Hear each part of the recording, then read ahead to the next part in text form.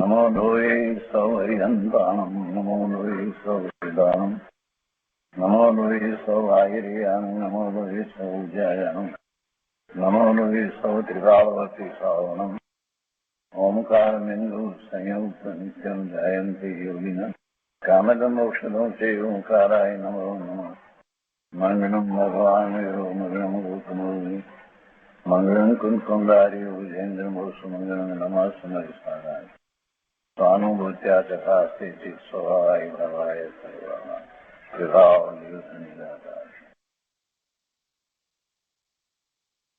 શ્રીમદ નેમિચંદ્ર સિદ્ધાંતિ દેવ રચિત દ્રવ્ય સંગ્રહનો સ્વાધ્યાય કરી રહ્યા છીએ. એમાં આપણે બૃહદ દ્રવ્ય સંગ્રહની ગાથા 35નો સ્વાધ્યાય ચાલે છે.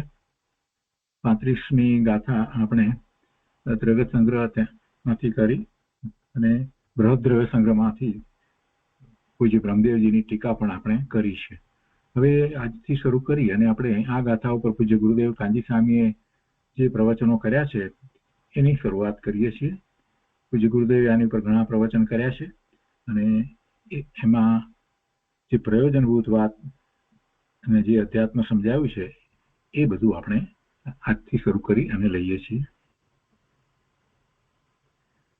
મૂળ ગાથા આપણે જાણીએ છીએ ભાવ સમરના ભેદ રૂપે છે અને એમાં વ્રત, સમિતિ, ગુપ્તિ, ધર્મ, અનુપ્રેક્ષા, પરિસર્જય અને ચારિત્ર એ ભાવ સંવરના ભેદ કહેવામાં આવ્યા છે. તો આજે પૂજ્ય ગુરુદેવ એની શરૂઆત કરે છે. બૃહદ દ્રવ્ય સંગ્રહ પ્રવચન ભાગ બીજો એના પાના નંબર 6 ઉપર ગુરુદેવ પહેલેથી અહીંયા શરૂ કરીને કહે છે કે શુદ્ધ આત્મદ્રવ્યના આશ્રયથી શુદ્ધ આત્મદ્રવ્ય પોતાનું શુદ્ધ આત્મદ્રવ્ય પોતાના શુદ્ધ આત્મદ્રવ્યના આશ્રયથી ઉત્પન્ન ચેતનના પરિણામને સંવર કહે છે. ચેતનના પરિણામ પોતાના પરિણામ છે અને એમાં એનું લક્ષ્ય સ્વરૂપ તરફ છે અને જે પરિણામ થાય છે એ બધા પરિણામ સંવર છે. કેમ કે એવા પરિણામ થાય છે ત્યારે કોઈ આશ્રવ થતો નથી, કોઈ વિકલ્પ પણ હોતો નથી. એટલે પછી એ પરિણામને જુદી જુદી રીતે એને આપણે સમજીએ તો એ બધા પરિણામ ને જો એક શબ્દમાં કહેવું હોય તો એ ભાવ સંવરની દશા છે. એટલે પછી જુદી જુદી રીતે સમજીએ તો એના ભેદ પડે છે. એટલે કે છે કે ચેતનના પરિણામના અનેક પ્રકાર પડે છે, તેમાં સંવરના પ્રકાર કહે છે. ધર્મ તો નિશ્ચય એક જ પ્રકારે વિતરાગ ભાવમય છે. સંવર રૂપ ધર્મના અનેક ભેદ છે, છતાં ધર્મ છે તે એક સ્વદ્રવ્યના આશ્રયે જ પ્રગટે છે. યોગસારમાં તથા સમાધિ શતકમાં પણ એ જ કહ્યું છે કે આત્માને જાણવો, સાંભળવો, કહેવો, પૂછવો, ધ્યાન કરવું, કેમ કે તે જ મુખ્ય છે, શ્રેષ્ઠ છે.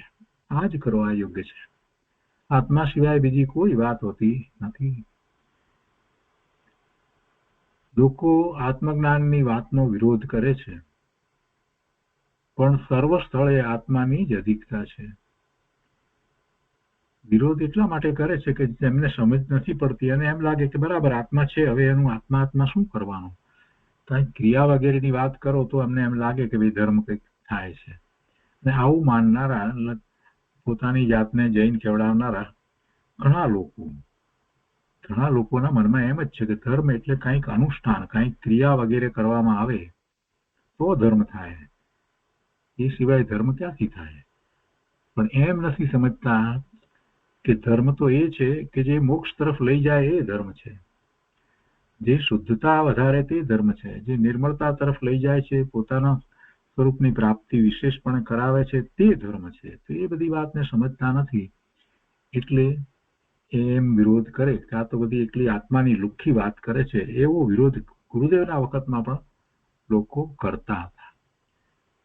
શાસ્ત્રનો અભ્યાસ હોય નહીં, વિશેષ વાત જાણતા ન હોય, નિશ્ચય અને વ્યવહારથી વસ્તુ સ્વરૂપને જેમ છે તેમ જાણવું, એવો કોઈ વિચાર જ ન હોય, એવી કોઈ દ્રષ્ટિ જ ન હોય. એટલે લોકો જ્ઞાનની વાતનો વિરોધ કરે છે, પણ સર્વ સ્થળે આત્માની જ અધિકતા છે. આત્માના યથાર્થ શ્રદ્ધા જ્ઞાન અને આત્માની એકાગ્રતાથી નિર્મળતા થાય છે, પર્યાયમાં નિર્મળતા પ્રગટ થાય છે. ત્યાં વ્યવસ્થિત ક્રમબદ્ધ પર્યાય ભૂમિકામાં નિશ્ચય વ્યવહારનો મેળ સહજ હોય છે, અને તેમાં જેટલો રાગ ઘટ્યો તેટલા તેના નિમિત્તો પણ છૂટતા જાય છે. વ્યવસ્થિત ક્રમબદ્ધ પર્યાય વ્યવસ્થિત જ હોય, અવ્યવસ્થાનો પ્રશ્ન જ નથી. ક્રમે થાય અને જે થવા લાયક હોય એવા જ પરિણામ થાય. સ્વરૂપના આશ્રય સ્વરૂપની એકાગ્રતા કરતા નિર્મળ પરિણામ થાય એમ કહી અને ગુરુદેવ કહે છે કે આત્માના શ્રદ્ધા જ્ઞાન અને એકાગ્રતાથી નિર્મળતા થાય છે, ત્યાં વ્યવસ્થિત ક્રમબદ્ધ પર્યાય ભૂમિકામાં નિશ્ચય વ્યવહારનો મેળ સહજ હોય છે. એટલે ત્યાં નિશ્ચય વ્યવહારનો મેળ એવો જ હોય છે કે પોતાના જ્યારે એવા નિર્મળ પરિણામ થાય છે તો બહારમાં એવો જ વ્યવહાર જોવા મળે વગેરે, એટલે કે અનુષ્ઠાન વગેરે જોવા મળે એવો જ વ્યવહાર હોય, અને એમાં જે નિમિત્ત કારણ હોય એ જ ઉચિત નિમિત્ત જ હોય. અને એમાં જેટલો શુભભાવ છે એ શુભભાવ ઘટાડી અને જેટલો શુદ્ધભાવ પ્રગટે છે એ નિર્મળ પરિણામ છે, એ આત્માના પરિણામ છે, એ ધર્મના પરિણામ છે. એટલે ગુરુદેવ કહે છે કે નિશ્ચય વ્યવહારનો મેળ સહજ હોય છે, પરિણામ પણ ક્રમબદ્ધ થાય છે, અને નિશ્ચય વ્યવહારનો મેળ સહજ હોય છે, નિમિત્ત એમાં જ હોય છે. અને તેમાં જેટલો રાગ ઘટ્યો તેટલા તેના નિમિત્તો પણ છૂટતા જાય છે. જેટલો શુભ ભાવ ઘટ્યો, અશુભ ભાવની તો કોઈ વાત નથી, પણ શુભ ભાવ ઘટી અને શુદ્ધ ભાવ જેટલા પ્રમાણમાં થાય છે તો એ પ્રમાણે નિમિત્તો પણ છૂટતા જાય છે. નિમિત્તોનો આશ્રય તો સમ્યક દ્રષ્ટિને હોતો નથી, પણ એ નિમિત્તોનું લક્ષ જે પ્રમાણમાં થાય છે એની ભૂમિકા અનુસાર તો કે એ પણ છૂટતું જાય છે. એક આત્માનું લક્ષ વિશેષપણે રહ્યા કરે છે. તો આ રીતે 35મી ગાથાનો પૂજ્ય ગુરુદેવે બહુ સુંદર રીતે ઉપોદઘાત કરી દીધો, અને આ દ્વારા મૂળ વાત જે કહેવી છે તો ગુરુદેવે આપણને કહી દીધી. આ વાતને અંતરમાં રાખી અને હવે 35મી ગાથામાં પૂજ્ય બ્રહ્મદેવજીએ વાત કરી છે એ ટીકા અને ગુરુદેવ સમજાવે છે. ગાથા વાંચનમાં આપણે લીધી છે એટલે ફરીથી નથી લેતા. તો એના ગાથાના ભાવાર્થમાં પૂજ્ય ગુરુદેવ સમજાવે છે કે 5 વ્રત, 5 સમિતિ, 3 ગુપ્તિ, ઉત્તમ ક્ષમા આદિ 10 ધર્મ, 12 અનુપ્રેક્ષા, 22 પરિસરોનો જય તથા અનેક પ્રકારના ચારિત્ર, એ બધા ભાવ સંવરના ભેદ છે. અભેદની વાત કરી, તેના ભેદને પણ જાણવા જોઈએ. અભેદની વાત કરી, નિશ્ચયથી વસ્તુ સ્વરૂપ છે એની વાત કરી, પણ સાથે ભેદને જાણવા જોઈએ. એ બધો વ્યવહાર છે અને એ જાણેલો પ્રયોજનવાન છે. લોકો દેહની ક્રિયાને, શરીરની ક્રિયાને અને શુભરાગને વ્રત, તપ અને સંવર કહે છે, પણ તે વાત બરાબર નથી, એ વાત ખોટી છે. દેહની ક્રિયાથી કઈ સંવર નથી, કોઈ બાહ્યમાં વ્રત તપ જે છે એ પણ ખરેખર કઈ સંવર નથી. એ બધું શુભભાવ છે, તો શુભભાવ ને કારણે તો એને પુણ્ય આશ્રવ થાય છે, એટલે જ્યાં આશ્રવ છે ત્યાં સંવર હોય નહીં. અને વ્યાખ્યા કરતા ગુરુદેવ કહે છે વ્યાખ્યાર્થમાં કે વદ સમિધિ ગુત્તિઓ સમ્યક દર્શન પૂર્વક નિજ શુદ્ધાત્માના અવલંબનથી પ્રગટ થતી શુદ્ધતામાં થાય છે. તો આ જ બીજું કઈ થતું નથી. નિજ શુદ્ધ આત્માના અવલંબનથી શુદ્ધતા જ પ્રગટે છે. પછી એને જે રીતે ભેદ પાડીને સમજવું હોય એ રીતે આપણે સમજીએ, પણ વાસ્તવમાં એક વાક્યમાં કહેવું હોય તો એમ જ કહેવાય કે નિજ શુદ્ધ આત્માના અવલંબનથી પોતાના શુદ્ધ પરિણામ થાય છે. તો એના અવલંબનથી જે શુદ્ધ પરિણામ પ્રગટે છે એ આ રીતે છે એમ કહેવાનો આશય છે ગુરુદેવનો. અને એ જ આ સંવરની વ્યાખ્યા છે. શું કહે છે? જો સમ્યક દર્શન પૂર્વક સમ્યક દર્શન પૂર્વક નિજ શુદ્ધ આત્માના અવલંબનથી પ્રગટ થતી શુદ્ધતામાં વ્રત, સમિતિ, ગુપ્તિ, ધર્મ, અનુપ્રેક્ષા, પરિસો નું જીતવું, અનેક પ્રકારનું ચારિત્ર, એ બધાનો સમૂહ આવી જાય છે. તે બધા ભાવ સંવરના ભેદ છે. ભેદ પાડીએ કે ન પાડીએ, મૂળ વાત તો એ જ છે કે પોતાના નિજ શુદ્ધ સ્વરૂપના આશ્રય, એના અવલંબનથી પોતાના નિર્મળ જે પરિણામ થાય છે એ જ ધર્મ છે, એટલે કે મોક્ષનું કારણ છે. અને એ જ્યારે કારણ છે એવા પરિણામ થઈ રહ્યા છે તો એ વખતે આશરો થતો નથી. એટલે એને જે રીતે ભેદ પાડીને આપણે સમજીએ છીએ, એ સમજીએ છીએ એટલા માટે સમજીએ છીએ કે એની સાથે રહેલો જે શુભભાવ છે એ આપણને ખ્યાલમાં આવે, જેને આપણે વ્યવહાર કહીએ છીએ. આ ભેદ પાડીને જે સમજવામાં આવ્યું, અમુક વસ્તુને સમિતિ કહેવાય, અમુક વસ્તુને વ્રત કહેવાય, કે અમુકને ગુપ્તિ કે આ બધું જે કહેવાયું એ બધા ભેદ તો એ શુભભાવ રૂપ છે, એ તો બધો વ્યવહાર છે. અને નિશ્ચયથી તો બધાની અંદર એક વાત જ છે.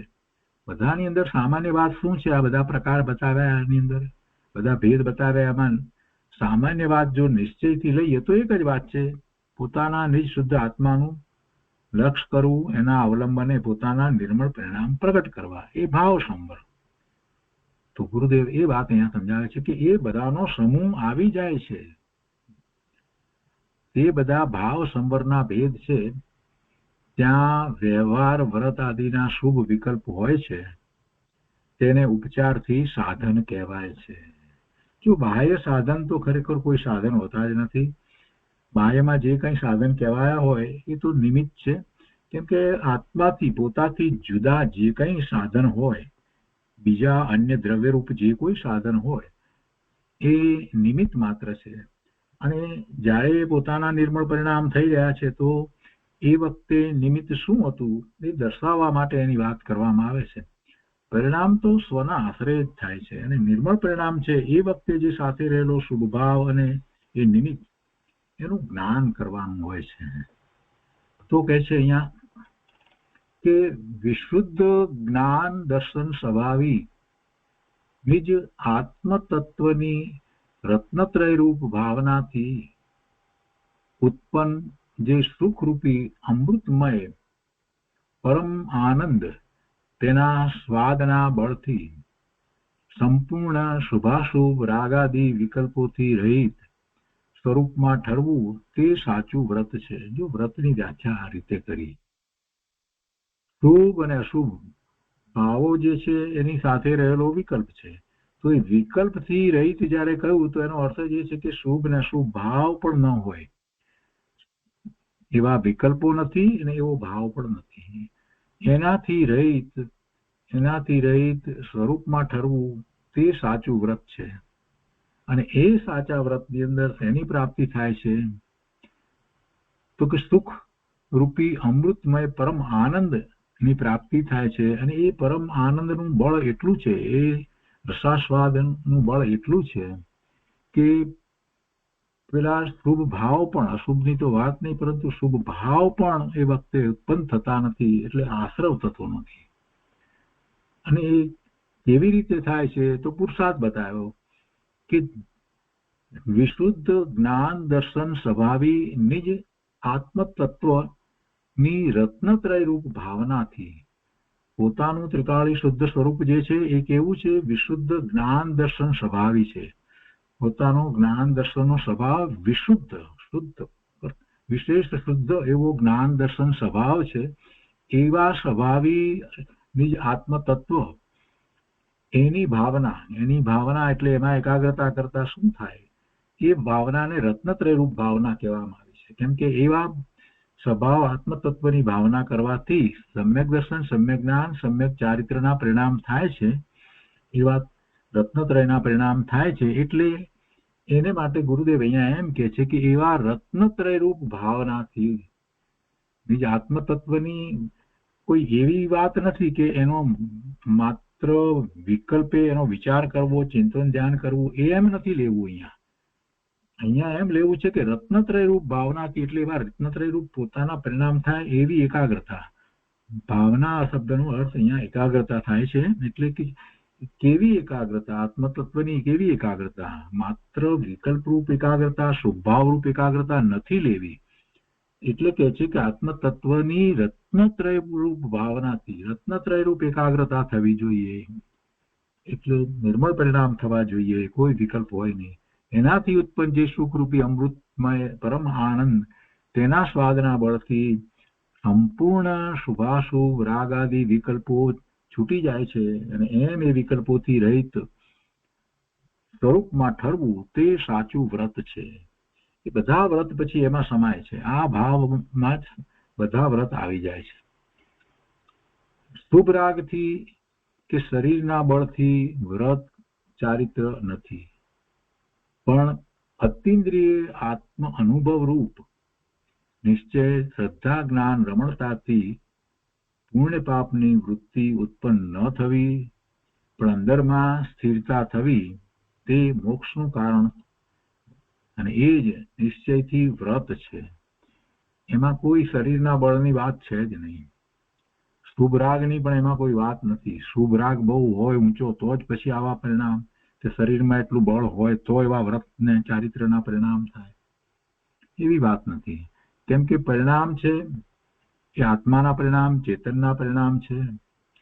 અને એમાં કોઈ ઇન્દ્રિય દ્વારા એ પરિણામ થાય છે કે ઇન્દ્રિયોને કારણે એવા પરિણામ થઈ રહ્યા છે, એવી કોઈ વાત નથી. અતિન્દ્રિયપણે એવા પરિણામ થાય છે. ને અતિન્દ્રિયપણે જે પરિણામ થતા હોય એમાં તો દ્રષ્ટિ સ્વરૂપ તરફ જ હોય, આત્માનો અનુભવ હોય ત્યારે જ એ અતિન્દ્રિય પરિણામ કહેવાય, અતિન્દ્રિય અનુભૂતિ કહેવાય. તો એ વાત કરી છે કે શરીરના બળથી કોઈ વાત નથી. વ્રતને માટે શરીરના બળ ના, એવી શરીરના બળની કોઈ વાત હોતી જ નથી. એ વાત બરાબર નથી. શરીરમાં એ સમયે જે થવા યોગ્ય છે તે કાર્ય સ્વયં શરીરમાં થાય છે. ખોરાકના રજકણોનું ન આવવું શરીરમાં, શરીર સાથે એનો સંયોગ ન થવો, એ પૂતગળના પરિણામ છે. એથી કઈ અનુષ્ઠાન થાય છે કે વ્રત થાય છે એમ નથી, એમ કહેવાનો ગુરુદેવનો અહીંયા આશય છે. એટલે ચોખ્ખું સ્પષ્ટ કર્યું છે કે શરીરના બળથી વ્રત ચારિત્ર નથી. વ્રત ને ચારિત્ર એ શરીરના બળથી નથી. વળી શુભ ભાવ આવ્યો છે એટલે એ વ્રત થયું એમ પણ નથી. શુભ ભાવ આવ્યો, ઉપવાસ કરવાનો, અઠમ કરવાનો, અઠાઈ કરવાનો, માસખમણ કરવાનો, આ બધા શુભ ભાવ, અથવા તો 10 ઉપવાસ કરવાનો શુભ ભાવ આવ્યો, કે 5 ઉપવાસના દિગંબર પ્રમાણે બધા, કે શ્વેતાંબર પ્રમાણે, કોઈ પણ રીતે, તો કે શુભ ભાવ તો ખરો ને, પણ ના, ગુરુદેવ એની પણ ના પાડે છે કે શુભ ભાવથી પણ નહીં અને શરીરના બળથી પણ વ્રત ચારિત્ર નથી. આ વાત ગળે બેસવી બહુ અઘરી છે. શુભ રાગથી કે શરીરના બળથી વ્રત ચારિત્ર નથી. તો શેના બળથી છે? તો ઉપર પહેલા જ કહ્યું કે અમૃતમય પરમ આનંદ રૂપ પોતાના નિજ આત્માના જે પરિણામ છે, એનો જે સ્વાદ આવ્યો છે, એના બળથી એ વિકલ્પ રહિત અવસ્થા થાય છે. અને એ સાચા વ્રત છે, એ વ્રત છે. એ બળ કોનું લેવું છે અહીંયા? એ વાત અહીંયા કરે છે. શુભ રાગ કે શરીરનું બળ, એનાથી કઈ વ્રત ચારિત્ર નથી. પણ એવું નિમિત્તનું જ્ઞાન કરાવવામાં આવે છે. એટલે શું નિમિત્ત હતું એટલી જ વાત છે એમાં. તો શુભરાગથી કે શરીરના બળથી વ્રત ચારિત્ર નથી, પણ અતિન્દ્રિય આત્મ અનુભવ રૂપ નિશ્ચય, શ્રદ્ધા, જ્ઞાન, રમણતાથી પુણ્ય પાપની વૃત્તિ ઉત્પન્ન ન થવી, પણ અંદરમાં સ્થિરતા થવી, તે મોક્ષનું કારણ. અને એ જ વ્રત છે, એ જ નિશ્ચયથી વ્રત છે. આગળ કહે છે કે શુભાશુભ રાગ રહિત વિશુદ્ધ જ્ઞાન દર્શન સ્વરૂપ નિજ આત્મતત્વનું ભાન તો પ્રથમથી થયું છે. ગુરુદેવ કહે છે કે જ્યારે સમ્યક દર્શન થયું છે એની અહીંયા તો વાત છે. એને સંવર હોય છે, સાચો નિશ્ચય સંવર એને છે. શુભાશુભ રાગ રહિત વિશુદ્ધ જ્ઞાન દર્શન સ્વરૂપ નિજ આત્મતત્વનું ભાન તો પ્રથમથી થયું છે. અને પછી સ્વાવલંબનમાં વિશેષ સ્થિરતા, તે સાચું વ્રત છે. સ્વના આલંબનમાં વિશેષ સ્થિરતા, તે સાચું વ્રત છે. તે સિવાય એકલા વ્યવહારમાં વ્રત માને છે તેને વ્યવહાર વ્રત પણ નથી, એને વ્યવહાર વ્રત નથી, માત્ર વ્યવહારાભાસ છે. પછી વ્યવહાર વ્રત કોને કહેવાય? તો કે નિશ્ચય વ્રતની સાથે હોય એને વ્યવહાર વ્રત કહેવાય. નિશ્ચય વિનાનો વ્યવહાર કેવો? નિશ્ચય વિના વ્યવહાર હોય નહીં. હૃદય કહે છે કે એ બધા માત્ર વ્યવહારાભાસ છે, નિશ્ચય વ્રત નથી, તો એ બધા વ્યવહારાભાસ છે. અને નિશ્ચય વ્રતની વ્યાખ્યા કેટલી સરસ રીતે કરી. એવી સ્વરૂપમાં સ્થિરતા થવી જે મોક્ષનું કારણ છે એ વ્રત છે. નિશ્ચય, શ્રદ્ધા અને વિતરાગતા છે ત્યાં વ્યવહાર વ્રત હોય છે. એટલે નિશ્ચયથી એવી શ્રદ્ધા અને વિતરાગતા પ્રગટ થઈ છે તો ત્યાં વ્યવહાર વ્રત હોય છે અને તેને ઉપચારથી વ્રત કહેવાય છે. સ્વદ્રવ્યના આશ્રય ચૈતન્ય પરિણામ રૂપ સંવર્તો છે તે નિશ્ચય સાધન છે અને તેનું શુદ્ધ ઉપાદાન સાધન તો આત્મા છે. બે વાત. શુદ્ધ ઉપાદાન એને પણ જો સાધનની દ્રષ્ટિએ આપણે જોઈએ તો શુદ્ધ ઉપાદાન તો પોતાનું શુદ્ધ સ્વરૂપ એવો પોતે ભગવાન આત્મા છે. એ શુદ્ધ ઉપાદાન તો આત્મા છે. અને એમાં નિશ્ચય સાધન જયારે કહેવામાં આવે તો એ પરિણામ એના જ હોય, શુદ્ધ પરિણામ હોય એ જ નિશ્ચય સાધન થાય. એટલે કે છે કે સ્વદ્રવ્યના આશ્રય ચૈતન્ય પરિણામ રૂપ સંવર્તો છે તે નિશ્ચય સાધન છે અને તેનું શુદ્ધ ઉપાદાન સાધન તો આત્મા છે. તે 34મી ગાથામાં કહ્યું છે. આવું નિશ્ચય વ્રત હોય છે ત્યાં વ્યવહારથી તે નિશ્ચય વ્રતના સાધન રૂપ અહિંસા, સત્ય, અચૌર્ય, બ્રહ્મચર્ય, અપરિગ્રહ એવા શુભ વિકલ્પ રૂપ 5 પ્રકારના વ્રત હોય છે. જ્યાં નિશ્ચય વ્રત છે જેને સાધન સાચું સાધન કહેવામાં આવ્યું છે તો ત્યાં સાથે આ વ્યવહારથી આવા વિકલ્પ રૂપ 5 પ્રકારના વ્રત હોય છે. એટલે કે એ શુભાવ રૂપ છે. વિતરાગી શ્રદ્ધા અને સ્થિરતા છે ત્યાં મુનિને 28 મૂળ ગુણના વિકલ્પો હોય છે.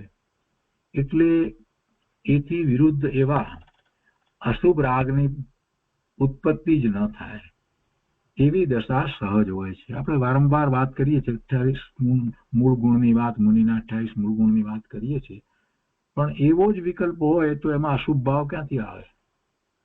28 મૂળ ગુણનો જ એ ચારિત્રનો જ મુનિને 6ઠ્ઠા ગુણસ્થાનની દશામાં સવિકલ્પ દશામાં એનો જ વિકલ્પ હોય તો પછી અશુભ ભાવની ઉત્પત્તિ થાય જ નહીં. શુભ ભાવ જ છે. અને એ શુભ ભાવ કેટલા ઉત્કૃષ્ટ છે. સ્વરૂપના લક્ષ્ય એ વિકલ્પમાં પણ એમ છે કે સ્વરૂપનું લક્ષ કરવું છે એવા જે શુભ ભાવ વર્તી રહ્યા છે એવા 28 મૂળ ગુણ પણ એ રીતે છે.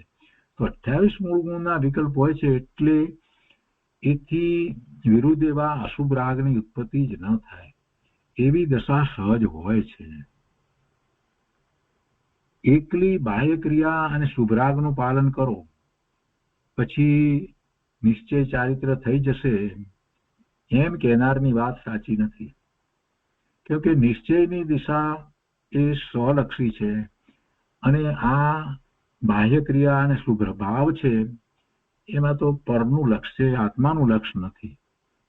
એ વખતે એની એવી યોગ્યતા છે, એનું લક્ષ્ય એટલે કે ઉપયોગ એમાં બાહ્ય તરફ છે. જે ક્રિયા વગેરે શુભ ભાવની વગેરે છે એના તરફ છે. એટલે એ કર્યા જ કરીએ તો પણ ઉપયોગની દિશા તો પલટે નહીં.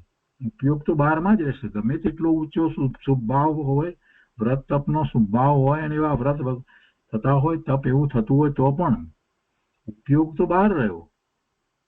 તો એ કરવાથી એવું કયા કરવાથી નિશ્ચય ચારિત્ર થઈ જાય એમ બને નહીં. એટલા માટે ગુરુદેવ કહે છે કે એમ કરવાથી પછી નિશ્ચય ચારિત્ર થઈ જશે એમ કહેનારની વાત સાચી નથી. કેમ કે નિશ્ચય ચારિત્રમાં તો એને લક્ષ ફેરવવાનું છે, સ્વનું લક્ષ કરવાનું છે, ઉપયોગને સ્વ તરફ વાળવાનો છે. એટલે પરનું લક્ષ રાખી અને ભલે એમાં પરમાં સાક્ષાત તીર્થંકર ભગવાન કેવળી પરમાત્મા હોય તો પણ એ લક્ષ રાખીને ત્યાં જ ઉપયોગ રાખી અને નિશ્ચય ચારિત્ર નહીં થાય. કેમ કે નિશ્ચય ચારિત્રમાં તો મુખ્ય વાત જો કાંઈ હોય તો ઉપયોગ સ્વ તરફ વળી ગયો છે, શુદ્ધ ઉપયોગ થયો છે. એટલે ગુરુદેવે બહુ સ્પષ્ટ વાત કરી છે કે એવી બાહ્ય ક્રિયા અને શુભરાગનું પહેલા પાલન કરો, પછી નિશ્ચય ચારિત્ર થઈ જશે, એવું અત્યારે વર્તમાનમાં ઉપદેશકો એમ જ કહેતા આવ્યા છે કે પહેલા આ કરો. ના, એમ નથી. એ હોય છે. અને બીજી પણ વાત સાથે એ છે કે શાસ્ત્રનો એવો અભ્યાસ કરે છે અને જે યોગ્યતા પ્રાપ્ત કરે છે, તો એ યોગ્યતા લુખ્ખી યોગ્યતા નથી હોતી. એ ભૂમિકા એની એવી હોય છે કે જેમાં એ પાત્રતા યોગ્યતા પ્રાપ્ત કરે છે, તો એમાં સાથે એ બાહ્ય ક્રિયા શુભરાગ વગેરે હોય, એ સહિત એવી ભૂમિકા હોય છે. અને પછી લક્ષ્ય તો સ્વરૂપનું જ છે, ત્યારે નિશ્ચય ચારિત્ર થાય છે. એટલે એ ન હોય એમ પણ કઈ વાત નથી. બાહ્ય ક્રિયા શુભરાગ ન હોય એવી પણ વાત નથી. એ વાતને ગુરુદેવે બહુ સ્પષ્ટ કરી છે. જ્યાં જે રીતે વાત છે તે રીતે એને સમજવી અને એટલું એને વજન આપવાનું હોય. કોઈ વસ્તુનો નિષેધ નથી કરવામાં આવ્યો. વસ્તુને જેમ છે તેમ અહીંયા તો સ્પષ્ટ કરવામાં આવી છે. ગુરુદેવ અહીંયા કહે છે કે કોઈ કહે કે જાતિ વેશનો આગ્રહ ન રાખો, ગમે તે જાતિ અને ગમે તે વેશ હોય, અને એમ કઈ 15 ભેદ સિદ્ધ થાય એમ માને છે, તેને મૂળ માર્ગનો વ્યવહાર પણ ઉડાડ્યો છે. કોઈ કહે કે જાતિ વેશનો આગ્રહ ન રાખો, ગમે તે જાતિ ગમે તે વેશ હોય, એમ કહી અને જે 15 ભેદ સિદ્ધ થાય છે એમ માને છે, તો તેણે મૂળ માર્ગનો વ્યવહાર પણ ઉડાડ્યો છે. એટલે કે જાતિ વેશ આ બધું પણ એ વખતે જે હોય, હોવા યોગ્ય હોય એમ જ હોય છે. અને એ 15 ભેદ એના જે કહેવામાં આવ્યા છે તો એ હોય છે. એમાં એનો તદ્દન વિરોધ કરીને ઉડાડી દેવામાં આવે એમ પણ હોય નહીં. જ્યારે એવા નિર્મળ પરિણામ થતા હોય ત્યારે પછી એને બાહ્યમાં પણ જે કંઈ યોગ્ય હોય એવું જ નિમિત્ત અને એવી જ દશા હોય, એની ભૂમિકા એવી હોય. કેવળ જ્ઞાન પ્રગટ કરે છે જે જીવ, તો એ કેવળ જ્ઞાન પ્રગટ કરનારના પુણ્ય પણ ઉત્કૃષ્ટ હોય. અને ઉત્કૃષ્ટ પુણ્ય સહિત એ કેવળી પરમાત્મા, ભલે તીર્થંકર ન હોય તો પણ એને શારીરિક રીતે પણ એવી એટલી ક્ષમતા હોય, એવું જ શરીર પ્રાપ્ત થયું હોય, કોઈ ખોડખાં પણ વગેરે હોય નહીં, અને કુળ પણ એવું જ હોય. એટલે એવા પુણ્ય હોય. એ પુણ્યને કારણે થાય છે એમ નહીં, પણ સાથે પુણ્ય હોય. જે કેવળ જ્ઞાન પ્રગટ કરનાર જીવ છે તો એને પુણ્ય પણ ઉત્કૃષ્ટ જ હોય. આપણે એમ આશા રાખીએ કે ખેડૂત ઘઉં વાવે છે તો સારામાં સારી જાતના ઘઉં થાય, પછી નીચેનો છોડ ગમે તેવો હોય તો ચાલે, એવું આપણે માનીએ? નથી માનતા. છોડ રોગ વાળો હોય તો ઉપર સારામાં સારી જાતના ઘઉં ક્યાંથી થવાના? જ્યારે સારામાં સારી જાતના ઘઉં થાય છે તો એનો છોડ જે છે એ પણ એટલો જ સુંદર સરસ હોય છે, એટલો જ હેલ્ધી હોય છે, એટલો જ. એટલે એની ઉપર જ સારામાં સારી જાતના ઘઉં પાકે. એવી રીતે જેને કેવળ જ્ઞાન થવાનું હોય તો એના પુણ્ય પણ એવા જ હોય. એને એવા પુણ્ય હોય, એનું હલકું પુણ્ય એવું ન હોય. એટલે એ વાતને સમજીએ તો આપણને ખ્યાલ આવે કે બરાબર છે. એ પ્રમાણે એને કુળ વગેરે બધું હોય, ગોત્ર વગેરે બધું હોય. કેવળ જ્ઞાન જેને થવાનું છે, જે ચરમ શરીર લઈને આવ્યા છે, તો ચરમ શરીરની અંદર ખોડ ખાપણ વગેરે હોય જ નહીં. એને એ બધું ન હોય. બહુ વાતને શાંતિથી સમજવાની જરૂર છે. એની ક્ષમતા એવી જ હોય. એટલે પછી કહેવામાં આવ્યું છે ને કે ભાઈ સ્ત્રી દેહ ન હોય, કેવળ જ્ઞાન થાય ત્યારે ન હોય. અરે સમ્યક દર્શન થયા પછીથી જો આયુષ્યનો બંધ પડે, આ બહુમાસ કોઈને, સ્ત્રી હોય, પુરુષ હોય, તિર્યંચ હોય, ગમે તે હોય, એ નારકી હોય કે દેવ કોઈ પણ હોય, અને જે સમ્યક દર્શન થાય ત્યાર પછીથી હવે આવતા ભાવ માટે એના આયુષ્યનો બંધ પડે, તો એ બંધની અંદર એને સ્ત્રીની પર્યાય થાય જ નહીં. એને પુરુષની પર્યાય જ થાય. અને દેવમાં કે નારકીમાં હોય તો એમાંથી એ મનુષ્યમાં આવે, અને મનુષ્ય હોય તો એમાંથી દેવમાં જાય, તો દેવ થાય, દેવી પણ ન થાય. ત્યાં સ્ત્રી પર્યાય આવતી નથી. તો પછી પેલા જે કેવળ જ્ઞાન પ્રગટ કરનાર છે, જેમનું આ ચરમ શરીર છે, છેલ્લું શરીર છે, એમને આપણે સ્ત્રી કહીએ એ બરાબર નથી લાગતું. મલ્લીનાથ ભગવાનને સંપ્રદાયની અંદર જે લોકો સ્ત્રી માને છે એ તો આળ આપવા જેવું છે, એ તો બહુ ખરાબ કહેવાય, એ બરાબર નથી લાગતું. એવું ભગવાનને એવું સ્ત્રી પણ કહેવાય જ નહીં. કોઈ કાળે હોય નહીં, સર્વોત્કૃષ્ટ પુણ્ય હોય તે તો તીર્થંકર છે. અરે કેવળી હોય તો કોઈ કેવળી હોય એ પણ એને કઈ સ્ત્રીનું શરીર ન હોય તો પછી આ તો તીર્થંકર, એને વળી મલ્લીનાથ ભગવાનને સ્ત્રી કહેવાતા હશે? બોલાઈ ગયું હોય કોઈથી હોય પણ અંદરમાં આપણને ખેદ થવો જોઈએ, પ્રાયશ્ચિત લેવું જોઈએ કે ના ના એવું બોલાય જ નહીં. પ્રભુને વિશે એમના તો ઊંચા પુણ્ય હોય, એમને આવો દેહ હોય જ નહીં. એમને તો એ વખતમાં બધી જ વિદ્યાઓ, તીર્થંકરના જીવને તો બધી જ વિદ્યાઓમાં એ પારંગત હોય, બળમાં પણ સૌથી અધિક બળ એમનું જ હોય, એમના જેટલું બળ એ વખતે કોઈનું હોય જ નહીં. આ બધી વાત સમજવી જોઈએ. અહીંયા કહે છે કે કોઈ કહે કે જાતિ વેશનો આગ્રહ ના રાખો, ગમે તે જાતિ વેશ હોય એમ કહી 15 ભેદ સિદ્ધ થાય એમ માને છે, તેણે મૂળ માર્ગ નો વ્યવહાર પણ ઉડાડ્યો છે. એટલે એમ નહીં. મુનિ દશામાં ઉત્તમ જાતિ કુળ વગેરે હોય છે, લિંગ પણ નગ્ન દિગંબર જ હોય, નિશ્ચય ચારિત્ર હોય ત્યાં વ્યવહાર આવો જ હોય છે. મુનિને સર્વ પરિગ્રહ રહિત પણ જ છે, કોઈ પરિગ્રહ પણ હોતો નથી. સર્વ પરિગ્રહ રહિત પણ જ છે. એટલે વ્યવહારના નિયમને આપણે ઉડાડવાની જરૂર નથી.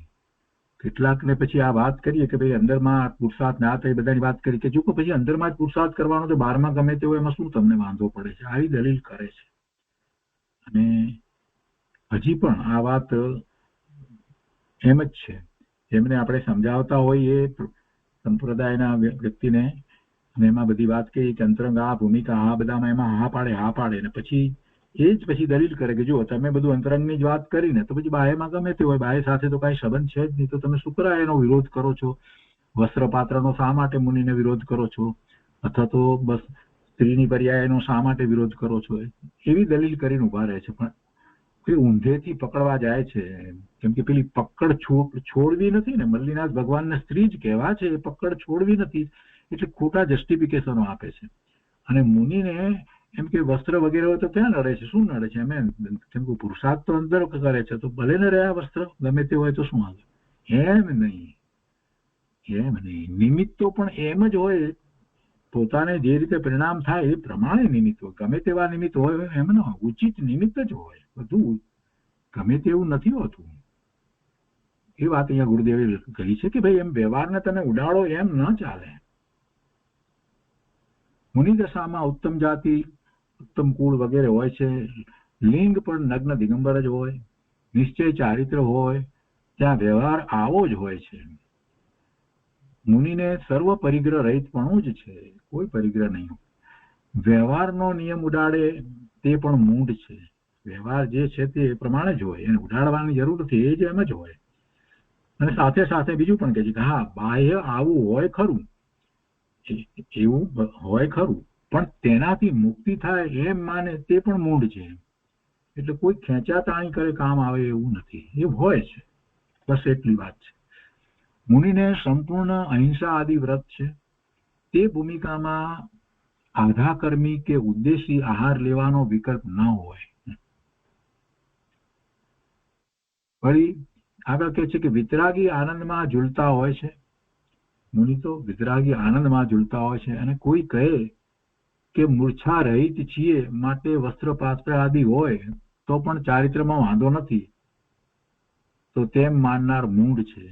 અમને તો કોઈ મોહ છે જ નહીં, એટલે પછી વસ્ત્રપાત્ર હોય તો એ ઠીક ને, ન હોય તો એમાં શું વાંધો છે? એમ કે ગુરુદેવ કહે છે કે ના, એમ નહીં.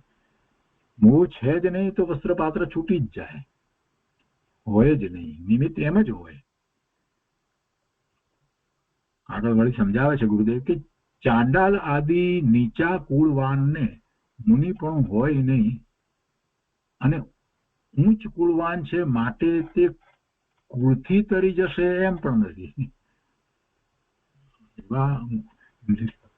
નીચ કુળની અંદર મુનિ પણ ન હોય એટલે પહેલી દ્રષ્ટિએ લોકો જે બુદ્ધિથી વિચારે ને એને એમ લાગે કે તમે તો બહુ વિરોધ કરો છો, તમે શા માટે એમ કહો છો, એવું કહીને તમે તો એ લોકોને હલકા પાડો છો, આમ છે તેમ છે, બધા વાતો કરે. પણ જરાક શાંતિથી વિચાર કરે ને તો ખ્યાલ આવે કે એમ નથી કેવું કે ચાંડાલ આદિ નીચ કુળવાનને મુક્તિપણું ન હોય, એમ નથી કેવું. કહેવાનો આશય એવો છે કે જે એવા મુનિ થાય એનો જન્મ ઉચ્ચ કુળમાં જ થાય. એવા નીચ કુળમાં શા માટે એનો જન્મ થાય? જે જન્મ થાય છે જે કુળમાં, જે કુટુંબમાં જ્યાં પણ એ જન્મે છે, તો પૂર્વે જે ભાવ કર્યા હતા એને કારણે એને જે પુણ્ય બંધાયું છે એ પુણ્ય લઈને અહીંયા આવ્યો છે. તો એનું એવું પુણ્ય હોય, એવું હલકું પુણ્ય હોય કે ચાંડાલને ત્યાં જન્મે, એવું હોય જ નહીં. એવું મુનિપણું જયારે એને 7મા ચૌથા ગુણસ્થાનની દશા આવવાની હોય તો એ 7મા ગુણસ્થાનની દશા આવવાની જે છે તો એનું પુણ્ય એ પ્રમાણે હોય, અને એવું પુણ્ય લઈને આવ્યા હોય તો પછી એનું નીચ કુળમાં શુક્ર જન્મ થાય. અહીંયા એમ વાત નથી નીચ કુળના માણસને ખરાબ કેવો છે એમ નથી, પણ અત્યારે વર્તમાન પર્યાયમાં એ નીચ કુળમાં જન્મ્યો છે એટલે ફક્ત એટલું જ કહેવું છે કે પૂર્વે જે એને ભાવ કર્યા છે એ ભાવ અશુભ ભાવ ખૂબ કર્યા છે એટલે એને વર્તમાનમાં આ કુળ મળ્યું છે. એ કંઈક શાશ્વત કોઈ વસ્તુ નથી કુળ મળ્યું છે, એ એટલું દર્શાવે છે કે પૂર્વે એને એવા અશુભ ભાવ ખૂબ કર્યા છે અને એટલા અશુભ ભાવ સહિત એ અહીંયા જન્મ્યો છે. તો અત્યારે એને મુનિપણાની દશા આવી શકે નહીં, કેમ કે એને અત્યારે એવું પુણ્ય નથી, એને પાપના ઉદયો વધારે છે અને એવી ભૂમિકાની અંદર એને મુનિપણું ન હોઈ શકે એમ કહેવાના છે. એવી ભૂમિકાની અંદર એને કેવળ જ્ઞાન ન થઈ શકે. એમ નથી કેવું કે ચંડાલાદી છે નીચ કુળવાનને મુનિપણું ન હોય એમ કહેવું નથી. ખરેખર તો કહેવાનો આશય એ જ છે કે જયારે મુનિપણું થઈ શકે એ કોઈ સામાન્ય વાત નથી. 7મા છઠ્ઠા ગુણસ્થાનની દશા આવવી એવું પુણ્ય કઈ બધાને હોતું નથી, એવું પુણ્ય હોતું નથી. મહાપુરુષોમાં કેટલાય એવા બધા થઈ ગયા અને હળુકર્મી હોય, મંદ કસાઈ હોય, પણ 7મું ગુણસ્થાન આવે એ બહુ મોટી વાત છે. વર્તમાનમાં કૃપાળુદેવની ભાવના પણ હતી અને ગુરુદેવની પણ ભાવના હતી, પણ તે 7મું ગુણસ્થાન એમને આવ્યું નહીં. ઊંચ કુળ બધું જ હતું છતાં, એટલે એ તો આખી ઉત્કૃષ્ટ પુરુષાર્થ છે અને એ પુરુષાર્થ કઈ ફક્ત આજ ભાવથી થાય એવી વાત નથી. પૂર્વે એ જે ભાવનાઓ ભાવીને આવ્યો છે એ જીવને એ બધી વાત થાય છે એવું કહેવાનો આશય છે. અહીંયા કાંઈક એ આગળનું લઈને આવે છે. એ જીવ એ 7મા ગુણસ્થાનની દશાની અંદર શ્રેણી ચડે છે, કોઈ સામાન્ય ચડી જાય છે એવી વાત નથી હોતી. તો ચાંડાલાદી નીચા કુળવાનને મુનિપણું હોય નહીં, અને ઊંચ કુળ હોય એટલે કઈ બધાને કુળ ઊંચો એટલે કઈ થાય છે એમ નથી, એવું કહેવાનો આશય નથી. એટલે કઈ તરી જશે એમ પણ નથી. બંને વાતને બહુ સ્પષ્ટ રીતે ગુરુદેવે લીધી છે. આખી વાત જે છે એને બેલેન્સ, જેને કહીએ બેલેન્સ કરીને વાત કરી છે. શું હોય ને શા માટે હોય. ગુરુદેવ અહીંયા કહે છે કે સનાતન વિતરાગ માર્ગમાં વિતરાગી દેવ ગુરુ શાસ્ત્ર અને મોક્ષ માર્ગનું આવું સ્વરૂપ કયું છે, બીજી રીતે નથી. આગળ કહે છે ખરેખર વસ્તુ સ્વભાવથી જોઈએ તો અનંત જ્ઞાન આદિ સ્વભાવનો ધરનાર જે નિજ આત્મા છે તેમાંથી જ નિર્મળ પરિણતિ પ્રવે છે. નિર્મળ પરિણતિ બહારથી આવતી નથી. અનંત જ્ઞાન આદિ સ્વભાવનો ધરનાર પોતાનો આત્મા, શુદ્ધ આત્મા, એનું સામર્થ્ય તો જુઓ, એનામાં અનંત ગુણ છે અને અનંત ગુણો ને ધરનારો છે. અનંત જ્ઞાન આદિ ગુણોનું ભવન અંદરમાં ચાલી રહ્યું છે, એટલે એવો સ્વભાવ, એવા સ્વભાવને ધરનાર જે નિજ આત્મા છે તેમાંથી જ નિર્મળ પરિણતિ પ્રવે છે. વ્યવહાર સમિતિ, નિશ્ચય સમિતિના વિકલ્પ તથા પુણ્ય, પાપ, દયા, દાન, વ્રત આદિના વિકલ્પ રહિત નિજ આત્મા છે. એવા વિકલ્પ રહિત પોતે ભગવાન આત્મા છે. તેમાં સમ્યક પ્રકારે સમસ્ત રાગ આદિના ત્યાગ પૂર્વક લીન થવું, આત્માનું ધ્યાન કરવું, આત્મારૂપ થવું, તે મય થવું, તન્મય થવું, આદિ રૂપથી અયન ગમન પરિણમન તે સમિતિ છે. આદિ રૂપથી અયન ગમન પરિણમન તે સમિતિ છે, આ નિશ્ચય સમિતિ. અનંત જ્ઞાન આનંદના ધરનાર નિજ શુદ્ધાત્માના જ આશ્રય નિર્મળ પરિણતિ થાય તે શુદ્ધ ઉપયોગ રૂપ સાચી સમિતિ છે, નિશ્ચય સમિતિ છે. આગળ કહે છે કે સંપ્રદાયમાં બહારની સમિતિમાં ધર્મ માને છે તેને તો વ્યવહારે પણ સંવર નથી. શાસ્ત્રમાં વ્યવહારથી કથન હોય તેને જ નિશ્ચયથી ધર્મનું સ્વરૂપ માની લે તે મૂંઢ છે. બીજો વિચાર જ કરતો નથી, એમ સમજતોય નથી કે ભગવાનની વાણી જે છે તે અનેકાંતમય વાણી છે, અને અનેકાંતમય વાણી હોય તો એ વાણીને આપણે સમજવી પડે. અને શાસ્ત્રની અંદર જે કથન કરવામાં આવ્યા છે એ સ્વાદવાદ મુદ્રિત કથન હોય છે, અને એ કથનમાં દરેક કથનની આગળ સ્યાત શબ્દ ન મૂક્યો હોય ત્યાં પણ સાથે એને સમજવું જોઈએ કે કોઈ અપેક્ષાએ આ વાત છે તો બીજી અપેક્ષાએ બીજી પણ વાત છે. તો એવી રીતે કોઈ વ્યવહારની વાતની મુખ્યતાથી કથનો લખવામાં આવ્યા, બોલવામાં આવ્યા તો સાથે એ સમજવું જોઈએ કે આની સાથે નિશ્ચયની વાત છે. આ કોઈ એક અપેક્ષાની વાત છે, સાથે બીજી અપેક્ષા પણ છે. એટલે કોઈ વ્યવહારથી કથન હોય એને જ નિશ્ચયથી ધર્મનું સ્વરૂપ માની લે એ તો મૂંઢતા છે, વિચાર જ કરતો નથી.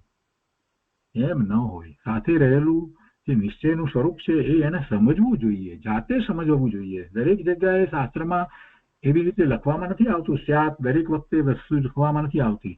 એમાં સમજવાની વાત છે, એમાં બીજી સાથે રહેલી અપેક્ષા આપણે સમજવી જોઈએ. અને એ વાત આપણે બરાબર સમજ્યા છીએ કે પોતે સ્વથી છે એમ જયારે કહેવામાં આવે છે તો એની સાથે નાસ્તી પણ એ વાત પડી જ છે કે પોતે પરથી નથી. પણ બંને વાતને કહેવાને બદલે એક જ કહેવામાં આવ્યું હોય કે સ્વથી છે ત્યારે સાથે વાત આવી જ જાય છે, સ્વથી છે તો પરથી નથી. એટલે એને જીવે જાતે સમજવું જોઈએ. એ સમજે નહીં અને એમને એમ ચલાવે જાય તો પછી બંને અપેક્ષાએ નિશ્ચય અને વ્યવહારની અપેક્ષાએ ધર્મને સમજતો જ નથી, અને એ તો મૂંઢ છે. ગુરુદેવ અહીંયા આગળ કહે છે કે વસ્ત્રનો કટકો રાખે તે મુનિ નથી. અને વસ્ત્રનો કટકો એટલે કે વસ્ત્ર રાખવાનો જે ભાવ જે છે એ મિથ્યા ભાવ છે, એટલે એ મિથ્યા દ્રષ્ટિ છે. એ રાખીને મુનિ પણ માને તો મિથ્યાત્વ. તેને આત્માની ખબર નથી. અંતર સ્વભાવ જ્ઞાન આનંદ ચિદાનંદ આત્મામાં લીન થઈ પરિણમવું તે સમિતિ છે. આવી નિશ્ચય સમિતિ તે મોક્ષનું કારણ છે. હવે વ્યવહાર સમિતિનું સ્વરૂપ કહે છે. સમિતિ તે સંવર છે, આત્માના નિર્મળ પરિણામ છે. તે વખતે અંદરમાં વિકલ્પ છે, જોઈને ચાલવાનો વિકલ્પ આવે છે. પોતાને નિર્મળ પરિણામ છે તો સાથે સાથે સવિકલ્પ દશાની અંદર શું હોય છે તો કે જોઈને ચાલવાનો વિકલ્પ આવે છે. જો જોઈને ચાલવાનો વિકલ્પ આવે છે છતાંય એ દેહની ક્રિયાનો કરતા નથી, પણ એવો વિકલ્પ ઉઠે છે. દેહની ક્રિયાનો કરતા નથી, પણ અંદરમાં પરને દુઃખ દેવાની લાગણી પૂર્વક ચાલવું તેવો ભાવ તેને થતો નથી. કોઈને પણ દુઃખ થાય તો કઈ વાંધો નહીં એવો ભાવ નથી થતો, કશે થઈ જાય એવું તો કોઈ કચરાઈ જાય એવો વિકલ્પ એને ના આવે. એમ ન થાય કે અંદરમાં પરને કોઈ રીતે દુઃખ ન થાય એવો ભાવ સુખ ભાવ વર્તે છે. અને પછી દેહની ક્રિયા એના કારણે થાય છે, પણ એ એવી જ થાય છે. એટલે કોઈ એને એવો વિકાર નથી થતો કે પર દુઃખી થાય તો ભલે થતો, કે પરને દુઃખી કરવો એવો તો કોઈ એને વિકાર હોતો જ નથી. શુભ રાગ છે તેને વ્યવહાર ઇરિયા સમિતિ કહે છે. આ ચાલવાની વાતમાં ઇરિયા સમિતિ વાત સમજાવી. વ્યવહારથી ઇરિયા સમિતિનું સ્વરૂપ આવું છે. ભાષા સમિતિ, હવે ટૂંકમાં બધી સમિતિ એ રીતે ગુરુદેવે સમજાવી છે. વિતરાગ ભગવાને જે સત્ય તત્વ કહેલું છે તે પ્રમાણે જ તેની ભાષા નીકળે.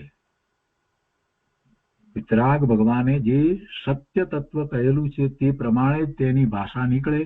એ સ્વગત એટલે બોલાય, મોટેથી કોઈને સંભળાય એવી રીતે પણ નીકળે, અને અંદરમાં પણ એ વિચાર ચાલે. બંને રીતે જોઈ લઈએ ભાષા નીકળે, અથવા તો લખાય તો પણ એ રીતે જ હોય. વિતરાગ ભગવાને જે સત્ય તત્વ કહેલું છે તે પ્રમાણે જ તેની ભાષા નીકળે. ભાષા તો ભાષા વર્ગણાના પરમાણુનું કાર્ય છે, અને ભાષા તો જડ છે. પણ તે પાછળ જે શુભ રાગ છે તેને વ્યવહાર ભાષા સમિતિ કહે છે. અને આવું જ વસ્તુનું સ્વરૂપ છે. તૃષ્ણા સમિતિ. આહાર લેતી વખતે આહારમાં જરી વાળનો કટકો નીકળે તો પણ આહાર છોડી દે. મુનિ આહાર છોડી દે છે. એ રીતે એ 14 મળ અને 32 અંતરાય રહિત આહાર લે, ઉભા આહાર લે, એક વખત આહાર લે અને એમાં પણ પાછા કોઈ પણ પ્રકારના અંતરાય આવે તો આહાર છોડી દે. બે હાથ ભેગા કરી અને એમાં જે આહાર લેતા હોય છે, કોળિયાનો આમ કરીને આહાર નથી લેતા, તો એ બે હાથ છોડી દે છે.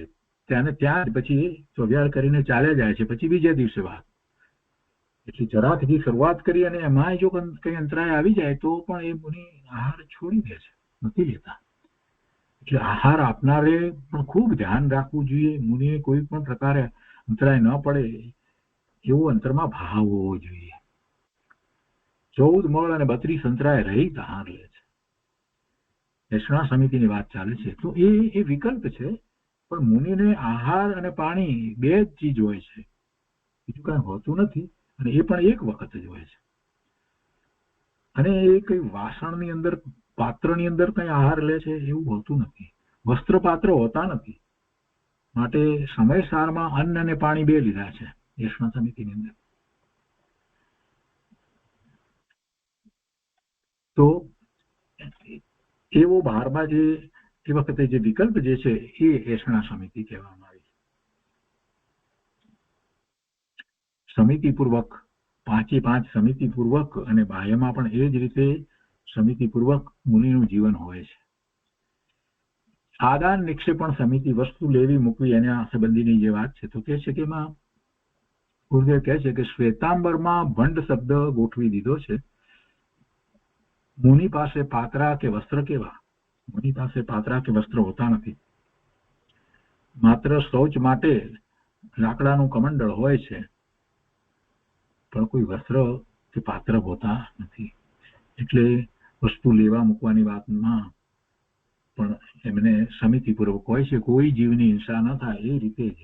એટલે એક એ માટેનું સાધન મોરપીંછ જે કહે છે, તો એનાથી કોઈ જીવ, સૂક્ષ્મ જીવ પણ એ કચરાઈ ન જાય, એટલે એ પહેલા એનાથી સાફ કરી અને ત્યાં વસ્તુ લેવી મૂકવી એવું એમને વર્તન હોય છે. વિસર્ગ સમિતિ એટલે પેશાબ, ઝાડો, થૂક નાખવા વખતે પ્રમાદ ન થવા દે, એમાં કોઈ જીવની હિંસા ન થાય એવી જાગૃતિ હોય અને તેવો શુભભાવ, તેને વ્યવહાર વિસર્ગ સમિતિ કહે છે. સ્વભાવના અવલંબને આનંદ પ્રગટે તે નિશ્ચય સમિતિ છે. સ્વભાવના અવલંબને આનંદ પ્રગટે તે નિશ્ચય સમિતિ છે. અને જે રાગ થાય તેને બહિરંગ વ્યવહાર સમિતિ કહે છે. એ વખતે સાથે શુભભાવ છે અને બહિરંગ વ્યવહાર સમિતિ કહે છે. બહિરંગ એટલે વિકલ્પ. તે અંતરંગ આત્માનું સ્વરૂપ નથી, માટે વિકલ્પને બહિરંગ કહે છે.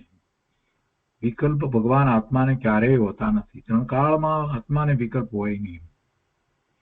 આત્માને વિકલ્પ હોય જ નહીં. વિકલ્પ મનની પ્રક્રિયા છે.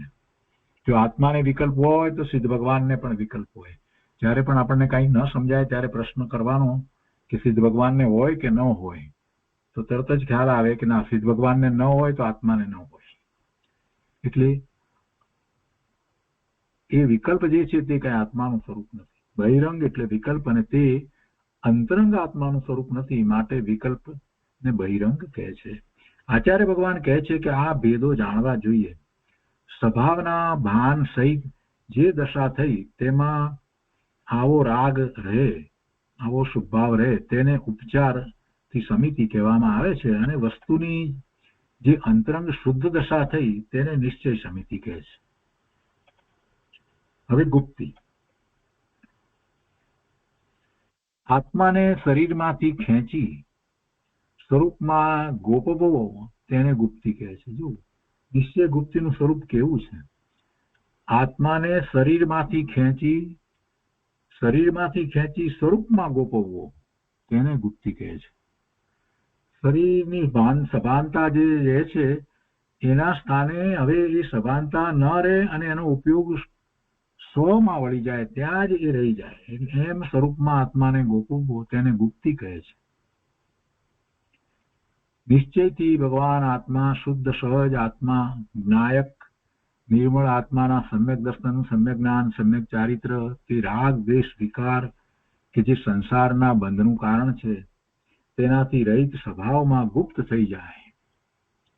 સંસારના ભયથી આત્માને છુપાવવો ગોપવવો તેને ગુપ્તિ કહે છે. શુભ કે શુભ ભાવ કોઈ ભાવ એને ખપતા નથી, એટલે એનાથી એને છુપાવવો ગોપવવો એને ગુપ્તિ કહે છે.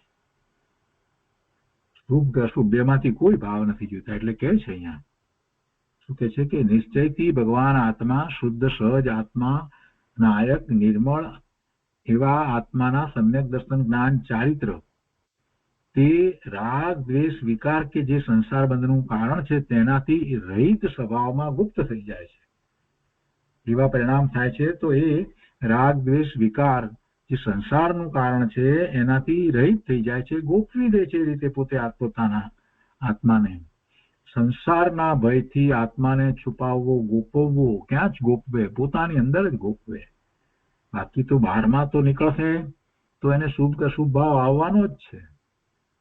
સંસારના ભયથી આત્માને છુપાવવો ગોપવવો તેને ગુપ્તિ કહે છે. આ એક ગુપ્તિ. બહાર નીકળ્યો તો તેને આશ્રય થવાનો જ છે. જેને સંસારનો ભય લાગે છે, જેને હવે આશ્રય નથી જોઈતા, એ વધુ ને વધુ સ્વરૂપ તરફ વળી અને આત્માને પોતાની અંદર સ્વરૂપની અંદર ગોપવી દે છે. સંસારના ભયથી આત્માને છુપાવવો ગોપવવો તેને ગુપ્તિ કહે છે. આવું ગુપ્તિનું સ્વરૂપ છે. એટલે કે રાગની ઉત્પત્તિ ન થવા દેવી, સ્વભાવમાં ગુપ્ત થવું તે નિશ્ચય ગુપ્તિ છે. ઢાંકી દેવું, જંપન એટલે આચ્છાદન, આત્માનું રક્ષણ કરવું, આત્મામાં ઠરવું તેને ગુપ્તિ કહે છે. આમ ગુપ્ત થવાનું છે. નિશ્ચયથી વ્રતને સાધવા વાળો તો આત્મા છે. નિશ્ચયથી વિતરાગ સ્વભાવને આત્મા સાધે છે તેને જે વિકલ્પ ઉઠે છે તેને વ્યવહાર કહે છે. સાથે જે રહેલો વિકલ્પ એને વ્યવહાર કહે છે. વ્યવહારથી મન વચન કાયા તરફનો અશુભ વિકલ્પ ન થવા દેવો તેને ગોપવ્યો એમ કહેવાય છે. અશુભને ગોપવી અને શુભરાગમાં ઉભો છે તેથી વ્યવહારથી ગોપવ્યો એમ કહ્યું.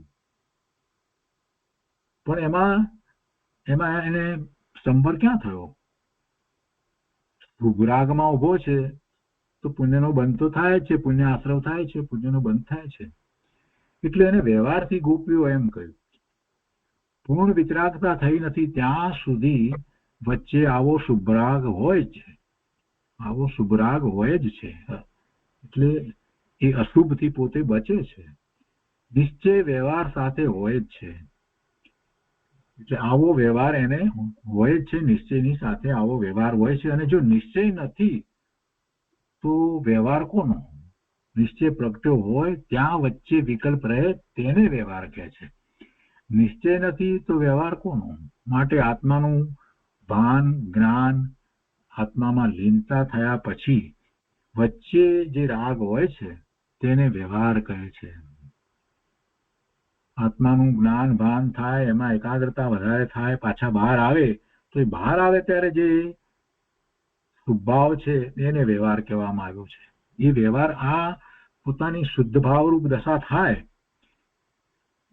એની સાથે છે. એટલે કે એ વખતે નથી પણ એની સાથે. એટલે એમ કે જેને એવું થયું છે એને જે શુભભાવ હોય છે એ પ્રકારનો શુભભાવ છે તો એને વ્યવહાર કહેવામાં આવે. નિશ્ચય સાથેનો વ્યવહાર છે.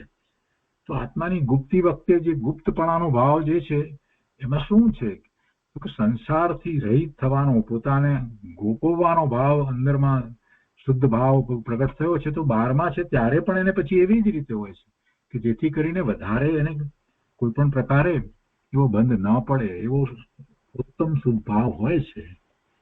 એ રીતે નિશ્ચય તથા વ્યવહાર ગુપ્તિનું સ્વરૂપ કહ્યું. એ પછીના દિવસનું પ્રવચન છે. એમાં કહે છે કઈ સંવરના ભેદ બતાવે છે, ધર્મના 10 ભેદ અત્રે બતાવ્યા છે તો તે વ્યવહારથી લીધા છે. સમિતિ ગુપ્તિની વાત કરી વ્રતની, અને પછી હવે ધર્મના ભેદની વાત કરતા કહે છે કે ભેદ વિકલ્પનું કારણ છે તે નિશ્ચય ધર્મ નથી. ધર્મ કોને કહેવાય? તો કે સંસારમાં પડતા આત્માને ધારી રાખે, એટલે કે સંસારમાં પડવા ન દે તે ધર્મ છે. સંસારમાં પડવા ન દે એવો ભાવ એ ધર્મનો ભાવ છે. એટલે આશ્રવ ન થવા દે, શુભ કે અશુભ કોઈ પણ આશ્રવ ન થવા દે એવો સંવરનો ભાવ એ ખરેખર ધર્મ છે. વિશુદ્ધ જ્ઞાન દર્શન સ્વભાવની ભાવના સ્વરૂપ ધર્મ છે. અભેદતા અથવા એકતા તે નિશ્ચય ધર્મ છે અને ભેદ પડે તે વ્યવહાર છે. ગુપ્તી સમિતિ વગેરેમાં એ પ્રમાણે સમજવું. નિશ્ચયથી નિજ શુદ્ધ આત્માની ભાવના તે ધર્મ છે. તે વ્યવહારથી તેના સાધન માટે પછી ઉત્તમ ક્ષમા, માર્દવ, આર્જવ, સત્ય, શૌચ, સંયમ, તપ, ત્યાગ, અકિંચન્ય, બ્રહ્મચર્ય રૂપ 10 ધર્મો કયા છે એનું વર્ણન આપણે સમજ્યા છીએ. તો આવા 10 ધર્મ છે.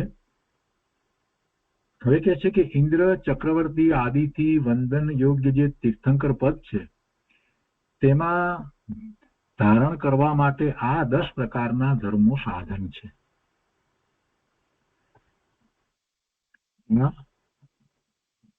આ બધાથી વંદન યોગ્ય તો તીર્થંકર પરમાત્મા છે. ઇન્દ્ર ચક્રવર્તી વગેરેથી બધાથી વંદન, ત્રિલોકથી વંદન, 3 લોકના બધા જીવોથી જે વંદનીય છે એવા તીર્થંકર કેવળી પરમાત્માનું પદ છે. તો કે છે કે તેમાં ધારણ કરવા માટે આ 10 પ્રકારના ધર્મો સાધન છે. આ બધા ભેદ છે. શુભ છે તેનાથી જે બચાવી રાખે તે અંતરશુદ્ધને અને અંતરશુદ્ધતા કરે તે ધર્મ છે. વિતરાગતા નિશ્ચય ધર્મ છે અને શુભરાગ વ્યવહાર ધર્મ છે. એટલે આ ધર્મની એક એક લઈ અને વધારે વ્યાખ્યા ગુરુદેવે નથી કરી, એ આપણે સમજીએ છીએ એટલા માટે મૂળ વાત કરી દીધી કે આ રીતે ધર્મનું સ્વરૂપ છે. હવે 12 અનુપ્રેક્ષાનું કથન કરે છે. એમાં અધ્રુવ, અસરણ, સંસાર, એકત્વ, અન્યત્વ, અશુચિત્વ, આશ્રવ, સંવર, નિજરા, લોક, બોધિ, દુર્લભ તથા ધર્મ ભાવના. હવે એનો વિચાર કરવો તે અનુપ્રેક્ષા છે. અને આ 12 ભાવનાનું વર્ણન સ્વામી કાર્તિકે અનુપ્રેક્ષામાં એ વખતે વંચાઈ ગયેલ એટલે એ વાત કરી છે. તો આજનો સ્વાધ્યાય આપણે અહીંયા સુધી રાખીએ છીએ અને હવે આવતા સ્વાધ્યાયથી આપણે 12 ભાવના ઉપર પૂજ્ય ગુરુદેવ કાંજી સ્વામીએ જે વિસ્તાર કર્યો છે એ લઈશું.